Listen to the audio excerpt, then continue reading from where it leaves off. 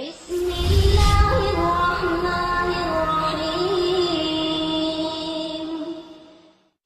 people, they say, oh, Abu Bakr and Umar and Usman, they wronged Hazrat Ali and the family of Rasulullah and the Ahlul Bayt, and they oppress them, they wrong them. If somebody oppresses you, how do you feel towards them?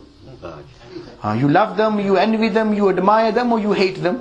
If somebody oppresses you, wrongs you, you have something and he takes it away from you, you're going to love him, you're going to admire him, you're going to respect him, you will hate him. And people that you hate, you won't name you. One thing you definitely won't do is to name your children after them. And if Abu Bakr and Umar and Usman radiallahu anhu had wronged the family of Rasulullah, then the family of Rasulullah, Ahlul Bayt, Hazrat Ali, Hazrat Hassan and Hussein, they wouldn't have named their children after them. I was saying Hazrat Ali had 14 sons. One he named, two everybody knows, Hassan and Hussein. Then he named 3 after Rasulullah. Muhammad Akbar, Muhammad Awsat, Muhammad Asghar. 3 and 2 makes 5. One he named Abdullah, one Ubaidullah. 7. 4 he named after his family members. Jafar, Yahya, Aun and Abbas. That makes? And from 14 how many does that leave? 3. One he named Abu Bakr, one he named Umar, one he named Usman. So if Hazrat Ali felt that Abu Bakr and Umar would have wronged me, would he have named his sons after Abu Bakr and Umar and Usman? And Abu Bakr bin Ali, Umar bin Ali, Usman bin Ali, they were with Hazrat Hussein when he was martyred in the plain of Karbala. And these sons of Abu Bakr, of Hazrat Ali, Abu Bakr, Umar and Usman bin Ali, Abu Bakr bin Ali, Usman bin Ali, Umar bin Ali, they were with Hazrat Hussein when he was martyred in the plain of Karbala. Then when Hazrat Hussein radiallahu anhu, he grew up. When he grew up, then Allah gave him many sons. Along with his other sons, Hazrat Hassan, he named one Abdullah. And among others, he gave one of his sons the name Abu Bakr, one he gave Umar. Hazrat Hassan had sons by the name of Abu Bakr and Umar. Then Hazrat Hussein, Allah blessed him with sons. 2 of his sons, he named one Abu Bakr, one Umar. And then Shias believe in Imams. They believe 12 Imams. They believe as Ali was the first Imam, Hassan second, Hussein third, then Ali bin Hussein, who's also known as Zainul Abidin. Ali bin Hussein, then Ali rahimahullah, Ali bin Hussein, Zainul Abidin had a son, his name was Muhammad bin Ali. He's also known as Imam Muhammad Baqir. Then he had a son, his name was Jafar. He's known as Jafar Sadiq. And the Shia's fiqh is known as fiqh Jafariya. Just as we have Ahlul Sunnah wal Jama'ah have fiqh Hanfi, fiqh Shafi, fiqh Maliki, Hanbali. And the Shias, their fiqh is known as fiqh Jafariya. And which is based on the teachings according to their thinking of Imam Jafar Sadiq and the 6th Imam. Hazrat Ali, Hassan, Hussein, Ali bin Hussein, Muhammad bin Ali and Jafar bin Ali. He's the 6th Imam. Imam Abu Hanifa rahimahullah also spent a few years under Hazrat Jafar radiallahu ta'ala anhu. The great grandson of Rasulullah sallallahu alaihi wasallam. And he was regarded as one of the great fuqaha and muhaddisun of Medina. He died 3 years before Imam Abu Hanifa. In the year Imam Abu Hanifa rahimahullah died in 150 AH after Hijrah. Imam Jafar Sadiq passed away in 147 after Hijrah. And Allama Shamsuddin Dhabi has mentioned him as one of the great fuqaha and ulama of Medina. Imam Jafar Sadiq radiallahu ta'ala. And Imam Jafar Sadiq had a son named Musa Kazim. He was their 7th Imam. Then his son Ali Raza, his son Muhammad Taqi, his son Ali Naqi. Ali Raza was the 8th Imam, Muhammad Taqi was the 9th, and Ali Raza, Muhammad Taqi, Ali Naqi, he was the 10th. Hassan Askari was the 11th, and they say the 12th Imam was Imam Mahdi, who vanished when he was a young boy. Hazrat Ali had sons, named them Abu Bakr, Umar and Usman. Hazrat Hassan named his sons Abu Bakr and Umar. Hazrat Hussein named his sons Abu Bakr and Umar. Then his son Imam Zainul Abidin, he named 2 of his sons Umar and Usman. Then Imam Baqir, Imam Jafar Sadiq, Musa Kazim, he named his sons Abu Bakr and Umar. So as Ali, Hassan, Hussein, Zainul Abidin and Musa Kazim, 5 of their 12 Imams have named who they say are Imams. We all accept them as Imams, as great scholars. pious people, descendants of Rasulullah sallallahu alaihi wasallam, but they say they were their imams. So 5 of them have named their children Abu Bakr and Umar and Usman.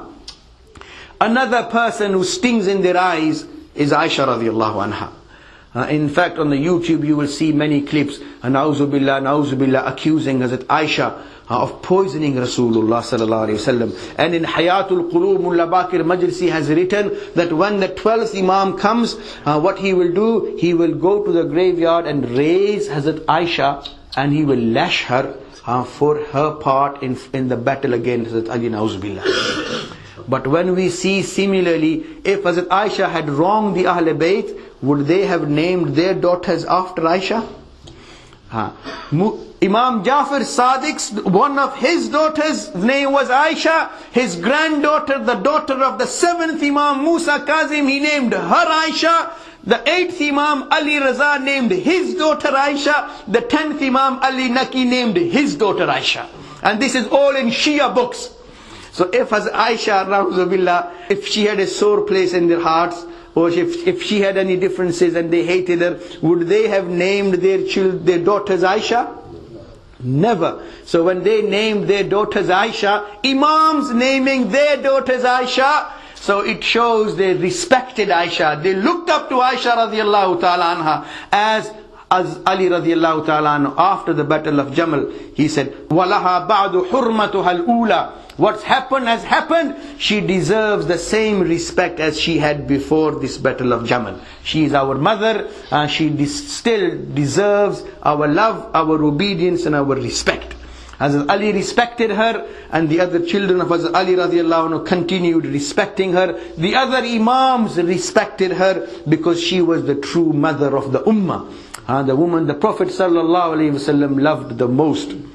So look, Abu Bakr radiallahu anhu gave his daughter to the Prophet in marriage. Hazrat Umar radiallahu anhu gave his daughter to the Prophet sallallahu alaihi wasallam in marriage. So when the Prophet accepted Aisha and Hafsa in his marriage, so what do you think? They were munafiqah or they were mu'minat? They were proper mu'minat. They were mothers, not just mu'minat, ummahatul mu'mineen. They were the mothers of the believers.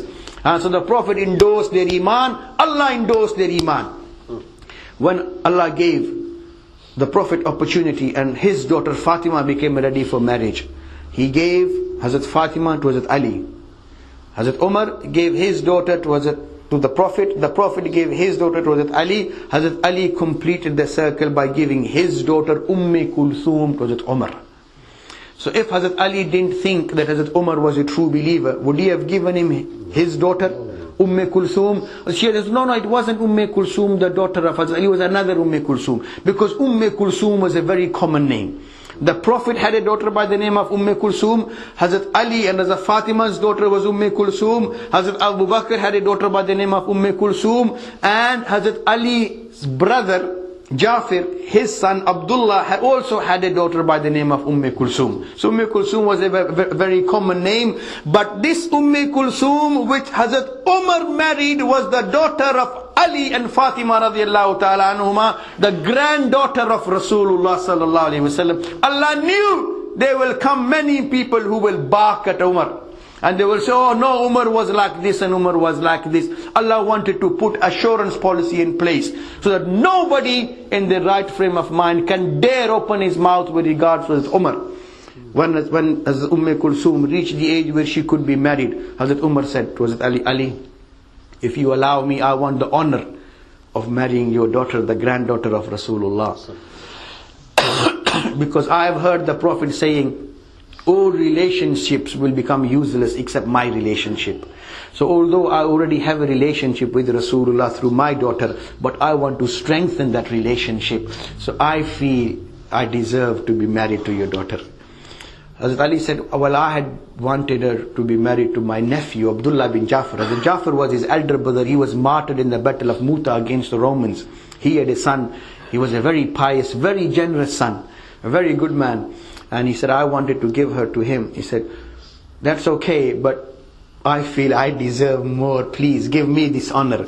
Hazrat Ali radiallahu anhu, he agreed. And Hazrat Fatima's and Ali radiallahu anhu's daughter Kulthum was given to Hazrat Umar radiallahu anhu. So when Hazrat Ali And by the time, Hazrat Hassan and Hussein are also grown up to be young men. So Hazrat Hassan, Hazrat Hussein and Hazrat Ali radiallahu ta'ala anhuma, three of the Imams, when they agreed to the marriage of Hazrat Umar with Hazrat Ali's daughter and the sister of Hassan and Hussein, what do you think? They considered him as a true believer or a munafiq? Nauzubillah. True believer. So Hazrat Ali, Hazrat Umar's nikah with Kulsum endorsed by Hazrat Ali and Hazrat Hassan and Hazrat Hussein radiallahu ta'ala anhuma. The central figure, like I said earlier, in the Shia teachings is of Imam Ja'far Sadiq, the sixth Imam. And most of the narrations in Shia scriptures are through Hazrat Ja'far Sadiq. And his mother and his grandmother, Imam Ja'far Sadiq, his father was Imam Baqir, but his mother was the granddaughter, was the great granddaughter of Abu Bakr. Just as Abu Bakr radiallahu anh spent all his wealth on Rasulullah, he gave his daughter to Rasulullah. Similarly, the descendants of Abu Bakr radiallahu anhu continued giving their daughters to the Ahl Bayt. And there were many instances when the Ahl Bayt, they took daughters from the descendants of Abu Bakr radiallahu anhu. And just as the Prophet gave two daughters to Hazrat Usman, he gave two daughters for Hazrat Usman, the Ahl Bayt similarly carried on giving their daughters to descendants of Hazrat Usman. Hazrat Abu Bakr's descendants carried on giving daughters to descendants of Rasulullah. And because the Prophet had given two daughters to Usman, the Ahl Bayt carried on giving their daughters to Hazrat Usman. Hazrat Hassan radiallahu ta'ala anhu, he had two daughters. One was Hassan, one was Qasim. Hazrat Hassan radiallahu, the Prophet's granddaughter, Hazrat Hassan's daughter and Qasim, she was married to one of the great grandsons of Hazrat Usman radiallahu anhu. Hazrat Hussein radiallahu anhu's two daughters, one was Fatima, one was Sakina. One was Fatima, one was Sakina. Fatima, she was married to Abdullah bin Amr bin Usman radiallahu anhu, grandson of Hazrat Usman. Sakina, she was in Karbala and she survived as well. She was married initially to Zayd bin Amr bin Usman, grandson of Usman radiallahu ta'ala anhu. Hazrat Usman had another son, his name was Aban. Aban was married to Kulthum, the daughter of Abdullah bin Jafar radiallahu ta'ala anhu. And so you see how the Ahl Bayt, and then Aban had a son, his name was Marwan. She was also married to another descendant of Rasulullah sallallahu alaihi wasallam through Hazrat Hassan radiallahu ta'ala anhu. Abu Bakr radiallahu ta'ala anhu had three sons. One was Abdullah, one was Abdurrahman, one was Muhammad. Abdurrahman radiallahu ta'ala anhu was a Sahabi. He had a son, he was also a Sahabi. But Abdurrahman radiallahu anhu had a daughter, her name was Hafsa. Hafsa, the daughter of Abdurrahman bin Abi Bakr, the granddaughter of Abu Bakr, she was one of the wives of Hazrat Hassan radiallahu ta'ala anhu.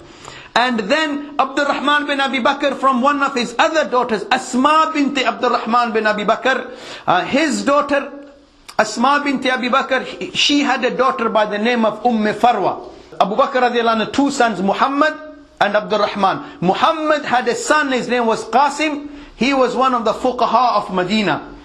And Qasim was married to this daughter of Abdurrahman, whose name was Asma. They had a daughter, her name was Farwa. She was the mother of Imam Ja'far Sadiq.